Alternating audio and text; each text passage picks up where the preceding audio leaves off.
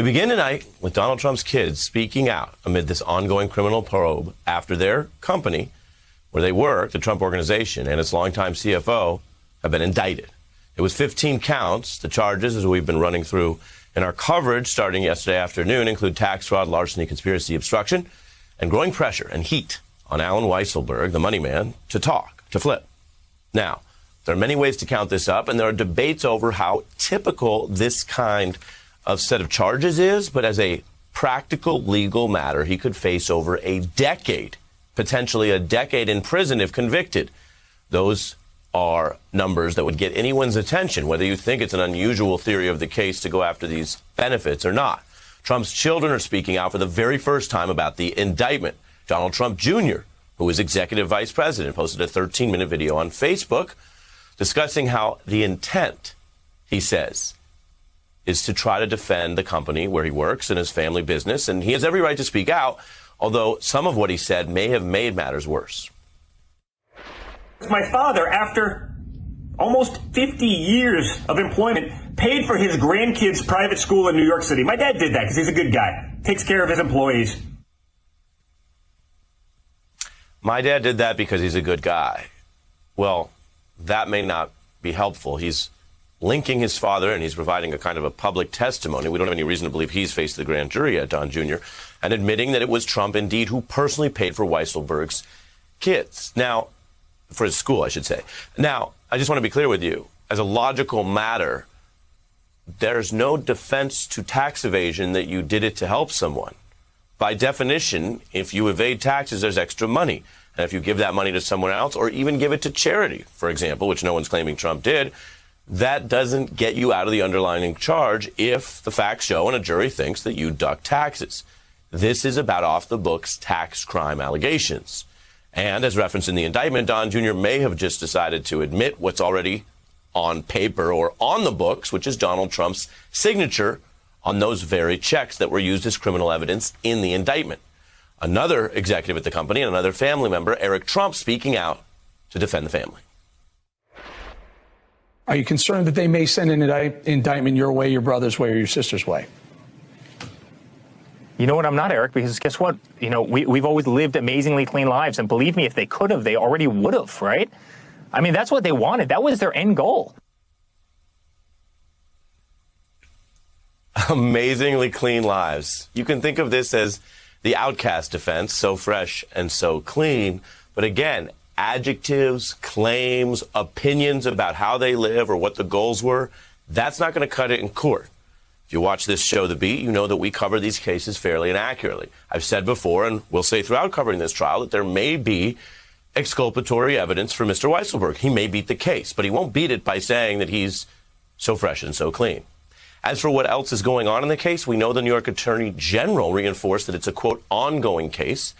We don't know the entire impact on Trump org of the pending indictment. They will get their day in court. Big loans do sometimes come with clauses that state a lender can demand immediate repayment if a borrower is indicted.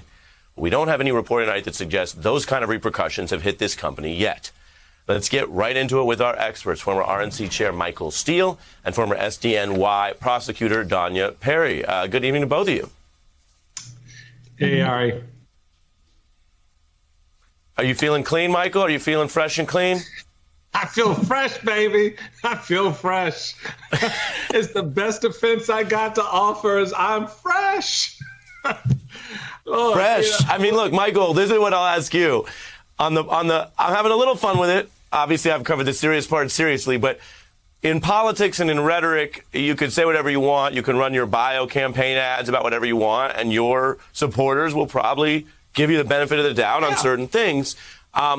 Is it going to work the same way in court, though, to say this was all about Donald Trump's charity and his being nice to employees, and that's all it was about?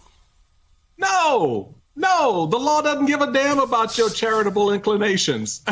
What it cares about, particularly in the tax space, as the good counsel who's with us knows, is whether or not you're in violation of the law. So I may, as you rightly laid out, I may have the best intent in the world. Here's $100,000 to educate your child. Guess what? The IRS says, that's awfully nice of you, but ma'am, that is income to you. And sir, you have to account for that on your books for the company. And so if you don't do either of those two things, guess what? You're in violation. So you can be amazingly clean in your mind, but your hands and your actions are still dirty. And that's the problem. And here's the second problem. The boys need to shut the hell up because all they're doing is offering prosecutors evidence that they're going to replay at the trial. So it's amazing to me that they still believe in this Trump magical kingdom, that if we say it, it is so. And if we say it enough, then enough people are going to believe it to make it so. But that's not how the IRS and the government looks at these things when they come at you. And so I just find it all rather amusing that, amazingly clean will be the order of the day until the IRS tells you, guess what? You're going to jail. Yeah, that all makes sense and is laid out. And Danya, I want to play a little bit more of Eric Trump, who Michael pointed out might want to talk less, to quote Hamilton. Here he was. They have an entire district attorney office and attorney general's office that's focused on $3.5 million to take down a political opponent. I mean, this is what they do. This is New York State for you. This is worse than a banana republic. It's truly horrible.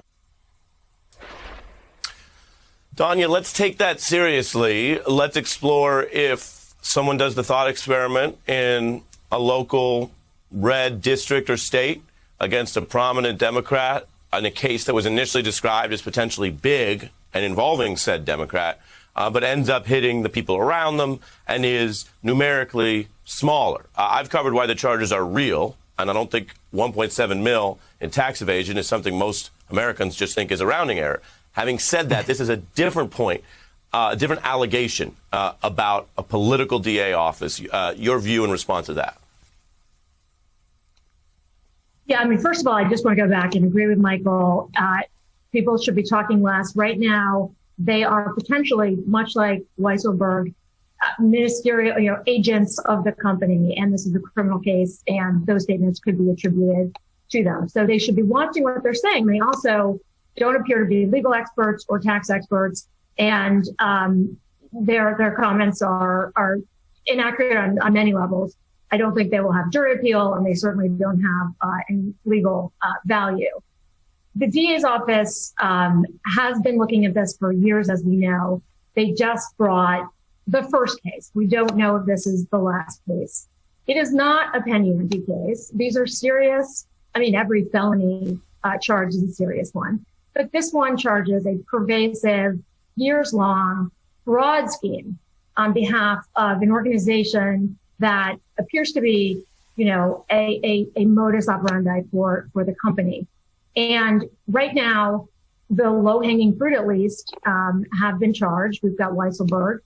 And clearly there are going to be others. So I don't think it's time for the Trump sons to be taking, any sort of victory lap that Trump has not been charged or anyone else.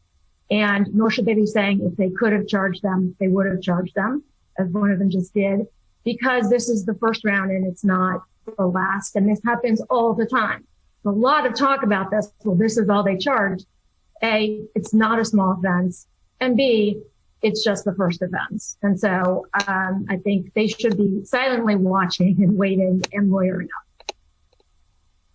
up. Fair points. And then, Michael, we didn't have an open surveillance camera on Donald Trump when the news broke, but we had kind of, by happenstance, an audio readout, a kind of a live blogging, to use a technology he's familiar with because he dabbled in it, as you know.